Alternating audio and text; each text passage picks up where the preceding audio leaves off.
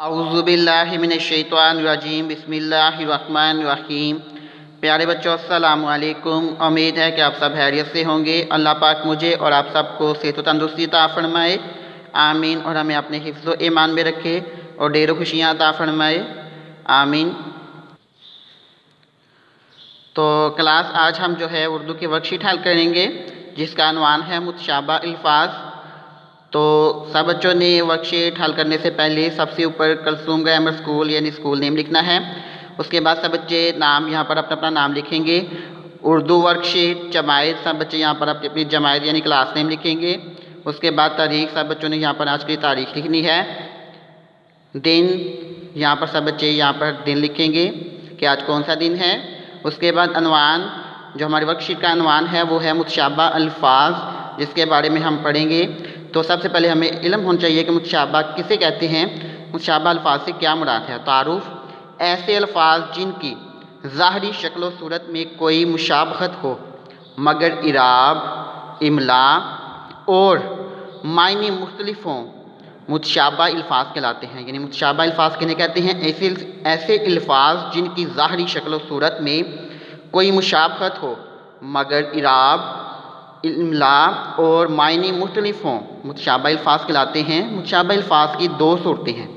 मुतशाबा अल्फ़ाज़ की कितनी सूरतें हैं? दो। कौन कौन सी? नंबर 1, ऐसे अल्फ़ाज़ जिनकी इमला एक जैसी हो मगर इराब में फ़र्क हो। मसलन कुल, कल, यानी कुल जो है, कुल से मुराद के कोई तादाद के हवाले से है कि कुल तादाद, और कल, कल से मुराद के कल, आने वाला कल या गुज़रा हुआ कल। देर और देर। इसके बाद गिल और गुल, हिल, हल, हिल, हल वगैरह। पॉइंट नंबर 2, ऐसे अल्फ़ाज़ जिनकी आवाज़ एक जैसी हो मगर इनकी इमला में फ़र्क हो। जैसे खामी, खामी, खामी यानी किसी में कोई खामी होना, और खामी किसी काम की खामी भर लेना। ताक, ताक, रोज़ा, रोज़ा, आम, आम, हाल, हाल वगैरह। तो आगे हम इनके डिटेल के हवाले से भी पढ़ेंगे। मैं आपको साथ साथ इसका तारुफ भी करवाता चलूँगा इन अल्फ़ाज़ का। तो आपके वर्कशीट का जो क्वेश्चन है वो है, सवाल मंदरजा ज़ैल मुतशाबा अल्फ़ाज़ के मायने लिखिए और जुमलों में इस्तेमाल कीजिए। यानी ये मुतशाबा अल्फ़ाज़ लिखे गए हैं, इनके मायने भी मैंने आपकी आसानी के लिए लिख दिए हैं। तो उसके बाद जो आपका आज का होमवर्क है, जो आपने आज का काम करना है, टेस्ट की सूरत में भी आप कर सकते हैं इसको। तो वो क्या है, मुतशाबा अल्फ़ाज़ के मायने लिखने के बाद आपने इन अल्फ़ाज़ को जुमलों में इस्तेमाल करना है कि इनके मायने जो हैं, इनके मायने का मकसद जो है वो वाज़िया हो जाए। तो मुतशाबा अल्फ़ाज़ आप इस तरह 3 कालम बनाने हैं। पहले कालम में लिखना है मुतशाबा अल्फ़ाज़ मायने जुमले। तो मुतशाबा अल्फ़ाज़ आला, आला का मायने क्या है? उम्दा। और अलिफ मद्दा से जो आला है, ये देखें लफ्ज़ पढ़ने में एक जैसा साउंड रखता है, यानी एक जैसी आवाज़ है, आला, आला। लेकिन इसकी इमला चेंज है। इमला में अलिफ, आइन, लाम, ये खड़ी ज़बर आला है, और ये अलिमद्दा लाम है ला।